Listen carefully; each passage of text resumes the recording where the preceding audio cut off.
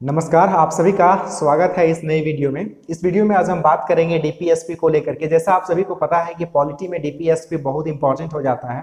DPSP इसलिए important है क्योंकि directive principle of state policy जो होता है, किसी भी स्टेट गवर्नमेंट हो या फिर यूनियन गवर्नमेंट हो, जब कभी भी कोई लॉ फॉर्मुलेट कर रहा हो या उसे इनेक्ट कर रहा हो, तो उस वक्त हर एक स्टेट गवर्नमेंट को, स्टेट कहने का मतलब है सरकार, जैसा कि डेफिनेशन आप सभी को पता है कि 12 में और 36 आर्टिकल में डेफिनेशन स्टेट का दिया है। और स्टेट का मतलब होता है गवर्नमेंट, चाहे वो केंद्र की सरकार हो या राज्य की सरकार हो। तो इन तमाम चीजों को लेकर के जो बात कहा गया है डीपीएसपी में, आज हम लोग डीपीएसपी में ही इस चीज को डिटेल से पढ़ेंगे। डीपीएसपी का मतलब है directive principle of state policy. इसका मतलब है कि ऐसा डायरेक्टिव्स, ऐसा निर्देश जो स्टेट के पॉलिसियों में उसे अपना लागू करने की बात कहा जाता है।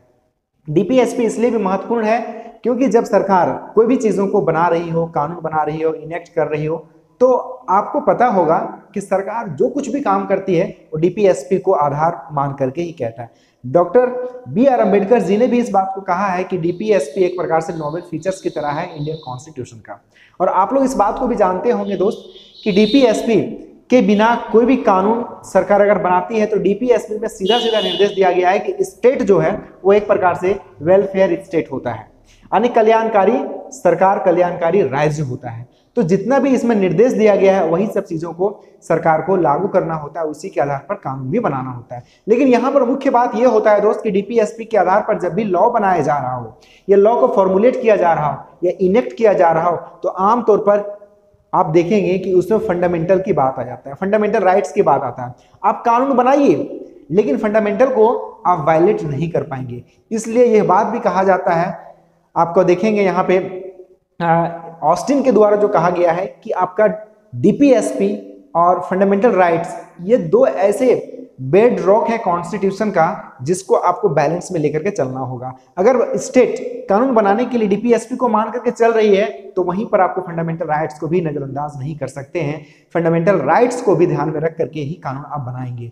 अगर आपका फंडामेंटल राइट्स उस कानून के अंदर वायलेट हो रहा है तो वह कानून रद्द हो सकता है, या उस कानून में जहां से फंडामेंटल राइट्स को वायलेशन की बात होता है उस अंग को भी हटा दिया जा सकता है या फिर उसे इक्लिप्स कर दिया जा सकता है।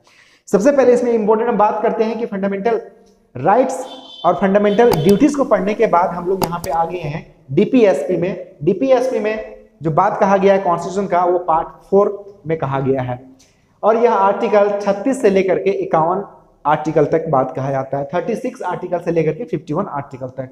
और ये इंस्पायर्ड कहां से है, कौन से कॉन्स्टिट्यूशन से, तो एरिस कॉन्स्टिट्यूशन से इंस्पायर्ड है। इस बात को ध्यान रखना है। आर्टिकल 36 में क्या बात कहता है इस बात को समझिए। आर्टिकल 36 जैसे मैंने आपको बताया कि आर्टिकल 12 को याद कीजिए, जब फंडामेंटल राइट्स को पढ़ते थे तो उसमें आपका डेफिनेशंस के बात कहा गया था अनुच्छेद 12 में। सेम उसी तरह से यहाँ पे 36 में बात कहा गया है आपका definition of the state. State का क्या डेफिनेशन होगा, स्टेट क्या होगा और कौन स्टेट यहाँ पे डीपीएसपी को लागू करेगा, क्योंकि स्पष्ट यहाँ पे कहा गया है स्टेट के बारे में, तो कौन स्टेट यहाँ पे फॉलो करेगा। तो डेफिनेशन हम लोग पढ़ते हैं 36 आर्टिकल में डेफिनेशन ऑफ स्टेट के बारे में। उसके बाद आप पढ़ते हैं 37 आर्टिकल को। 37 आर्टिकल जो होता है यह बताता है कि इसका नेचर क्या होगा, यानी डीपीएसपी का नेचर क्या है। तो डीपीएसपी का नेचर